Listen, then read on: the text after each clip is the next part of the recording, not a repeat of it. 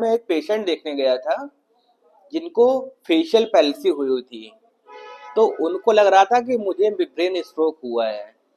तो उन्होंने मुझसे पूछा कि पैरालिसिस जो चेहरे का होता है और जो बॉडी का होता है वो सेम होता है या फिर डिफरेंस होता है। तो इस बात पे मुझे ये याद आया कि चलिए आज इसी पे वीडियो बनाया जाए कि दोनों में क्या सिमिलैरिटी है और दोनों में क्या डिफरेंस है। जो फेशियल पैल्सी होती है वो होती है हमारी क्रेनियल नर्व 7 की वजह से, जो कि यहाँ कान से होकर के निकलती है और 5 ब्रांचेस में डिवाइड होती है। इसलिए होता क्या है कि जब कभी कान में कोई इन्फेक्शन हो गया जिसको बोलते हैं ओटाइटिस मीडिया, जब क्रेनियल नर्व 7 में स्वेलिंग होती है, सबसे प्राइमरी लक्षण होता है वो होता है कि अफेक्टेड आई का बंद ना हो पाना, एक चेहरे का जो माउथ एंगल होता है उसका लटक जाना, लगातार लार बहते रहना और बोलचाल में या फिर टेस्ट में प्रॉब्लम आना। टेस्ट में प्रॉब्लम आएगी, उसको टेस्ट फील नहीं होगा और आंख बंद नहीं होगी। आंख की जो पलक होती है ये पलकें ऊपर नहीं कर पाएगा। और वही जो ब्रेन स्ट्रोक होता है वो क्या होता है, हमारे ब्रेन में जो सेल्स होती हैं उसमें प्रॉपर ब्लड नहीं पहुंच पाता है, या फिर जो ब्रेन में जो ब्लड वेसल्स होती हैं वो कहीं फट जाती हैं जिसको हेमरेजिक स्ट्रोक बोलते हैं। वो अगर होता है तो उससे क्या होता है, पूरी हाफ बॉडी हमारी जो है वो अफेक्टेड होती है। वहीं जो फेशियल पैल्सी है उसमें केवल चेहरा जो होता है वो अफेक्टेड होता है।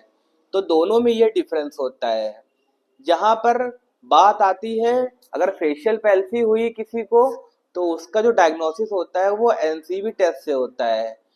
और अगर किसी को स्ट्रोक हुआ है, ब्रेन स्ट्रोक हुआ है, उसका जो डायग्नोसिस होता है वो सीटी स्कैन से होता है।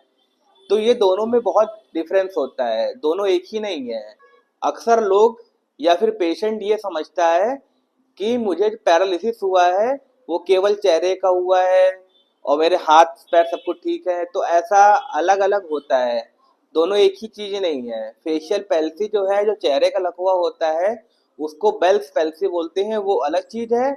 और जो ब्रेन स्ट्रोक होता है जिसकी वजह से हाफ बॉडी जो हमारी होती है उसमें चेहरा अफेक्टेड भी हो सकता है, नहीं भी हो सकता है, और पूरी हाफ बॉडी जो होती है उसकी सारी मसल्स जो होती हैं वो वीक होती हैं और उसमें बैलेंस एंड कोऑर्डिनेशन में भी दिक्कत आती है। साथ ही साथ बातचीत में, सॉलोइंग में, इन सब में भी प्रॉब्लम आ सकती है। वहीं फेशियल पैल्सी में ऐसा नहीं होता है।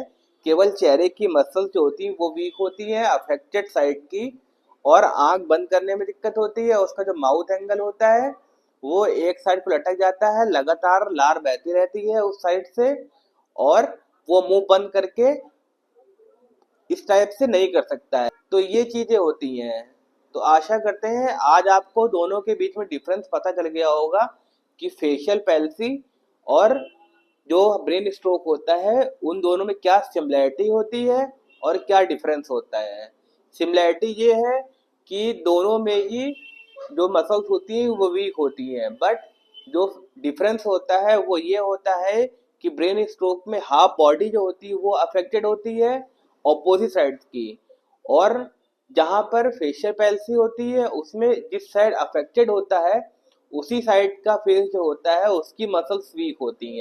तो आशा करते हैं आपको ये वीडियो पसंद आया होगा और आपको अब इस बात पर कंफ्यूजन नहीं रहा होगा कि जो पैरालिसिस होता है वो अलग है और फेशियल पैल्सी जो होता है वो अलग है। यानी कि पैरालिसिस के ही दो टाइप हैं, एक होता है ब्रेन स्ट्रोक और एक होता है बेल्स पैल्सी, तो जिसका एक कारण है ब्रेन और दूसरे कारण है क्रेनियल नर्व 7, जो कि हमारे क्रेनियल जो यानी कि ब्रेन जो होता है उसी से जो नर्व्स निकलती हैं, उसकी जो 7th नर्व होती है जिसको फेशियल नर्व बोलते हैं उसमें स्वेलिंग आती है, उसकी वजह से होती है। अगर मेरा वीडियो आपको पसंद आया हो तो लाइक करें और इस वीडियो को ज़्यादा से ज़्यादा शेयर करें, रीपोस्ट करें, जिससे कि और जो लोगों को पता चल सके कि दोनों में क्या डिफरेंस है और क्या सिमिलैरिटी है।